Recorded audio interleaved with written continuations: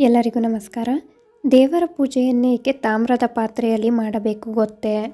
ದೇವರ ಪೂಜೆಯನ್ನು ಮಾಡುವುದಕ್ಕಾಗಿ ನಾವು ಅನೇಕ ರೀತಿಯ ಲೋಹದ ಪಾತ್ರೆಗಳನ್ನು ಬಳಸುತ್ತೇವೆ. ಎಲ್ಲ ರೀತಿಯ ಲೋಹದ ಪಾತ್ರೆಗಳಿಂದ ದೇವರನ್ನು ಪೂಜಿಸುವುದರಿಂದ ಯಾವುದೇ ಫಲ ದೊರೆಯುವುದಿಲ್ಲ.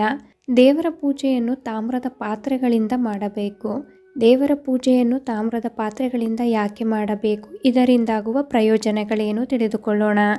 ಹಿಂದೂ ಧರ್ಮದಲ್ಲಿ ಪೂಜೆ ಅತ್ಯಗತ್ಯ ಸಂಪ್ರದಾಯವಾಗಿದೆ. ಧಾರ್ಮಿಕ ಗ್ರಂಥಗಳಲ್ಲಿಯೂ ಪೂಜೆಗೆ ಸಂಬಂಧಿಸಿದ ಹಲವು ನಿಯಮಗಳನ್ನು ಉಲ್ಲೇಖಿಸಲಾಗಿದೆ. ಪೂಜೆಗೆ ಯಾವ ಲೋಹದ ಪಾತ್ರೆಗಳನ್ನು ಬಳಸಬೇಕು ಎಂಬುದನ್ನು ಪೂಜೆ ನಿಯಮಗಳಲ್ಲಿ, ಪೂಜೆ ವಿಧಿವಿಧಾನಗಳಲ್ಲಿ ಹೇಳಲಾಗಿದೆ. ಸಾಮಾನ್ಯವಾಗಿ ಜನರು ಪೂಜೆಯನ್ನು ಮಾಡುವಾಗ ನಮ್ಮ ಮನೆಯಲ್ಲಿರುವ ಲೋಹದ ಪಾತ್ರೆಗಳನ್ನೇ ಬಳಸುತ್ತಾರೆ.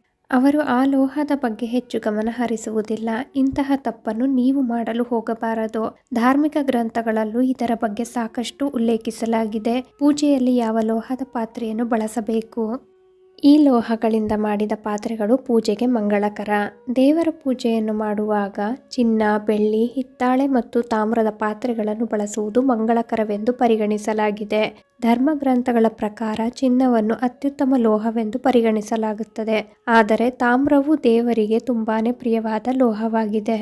ವರಾಹ ಪುರಾಣದಲ್ಲೂ ಇದರ ಉಲ್ಲೇಖವಿದೆ. ವರಾಹ ಪುರಾಣದಲ್ಲಿ ದೇವರಿಗೆ ತಾಮ್ರ ಹೇಗೆ ಪ್ರಿಯ ಎಂಬುದನ್ನು ಈ ರೀತಿಯಾಗಿ ಹೇಳಲಾಗಿದೆ. ತಾಮ್ರವು ಮಂಗಳಕರ, ಪವಿತ್ರ ಮತ್ತು ದೇವರಿಗೆ ಬಹಳ ಪ್ರಿಯವಾದ ಲೋಹವಾಗಿದೆ. ತಾಮ್ರದ ಪಾತ್ರೆಯಲ್ಲಿ ದೇವರಿಗೆ ನಾವು ನೈವೇದ್ಯವನ್ನು ಅರ್ಪಿಸಿದರೆ ಅದು ಆತನಿಗೆ ತುಂಬಾನೇ ಪರಿಣಾಮಕಾರಿಯಾಗಿರುತ್ತದೆ ಎಂದು ಹೇಳಲಾಗಿದೆ. ತಾಮ್ರದ ಪಾತ್ರೆಯನ್ನು ಪೂಜೆಯಲ್ಲಿ ಬಳಸುವ ಲೋಹವೆಂದು ಪರಿಗಣಿಸಲಾಗುತ್ತದೆ. ತಾಮ್ರದ ಪಾತ್ರೆಯಿಂದ ಸೂರ್ಯನಿಗೆ ನೀರು ಅರ್ಪಿಸುವ ಪ್ರತೀತಿ ಇದೆ.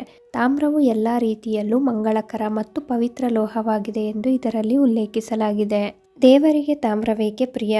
ದೇವತೆಗಳಿಗೆ ತಾಮ್ರವು ಏಕೆ ಹೆಚ್ಚು ಪ್ರಿಯವಾಗಿದೆ ಎಂಬುದಕ್ಕೆ ಸಂಬಂಧಿಸಿದ ಕಥೆಯು ವರಾಹ ಪುರಾಣದಲ್ಲಿ ಕಂಡುಬರುತ್ತದೆ. ವರಾಹ ಪುರಾಣದಲ್ಲಿನ ಈ ಕಥೆಯ ಪ್ರಕಾರ ಒಂದು ಕಾಲದಲ್ಲಿ ಗುಡಕೇಶ ಎಂಬ ರಾಕ್ಷಸನು ವಿಷ್ಣುವಿನ ಮಹಾನ್ ಭಕ್ತನಾಗಿದ್ದನು.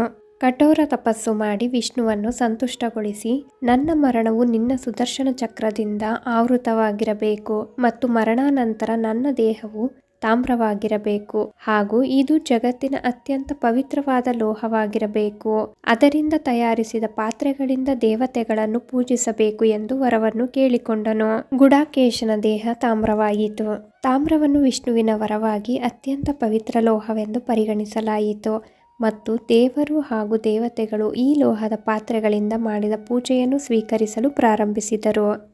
ದೇವರ ಪೂಜೆಯನ್ನು ನಾವು ವಿವಿಧ ಲೋಹಗಳ ಪಾತ್ರೆಗಳಿಂದ ಮಾಡುವ ಬದಲಾಗಿ ತಾಮ್ರದ ಪಾತ್ರೆಯ ಮೂಲಕ ಮಾಡುವುದು ಉತ್ತಮ.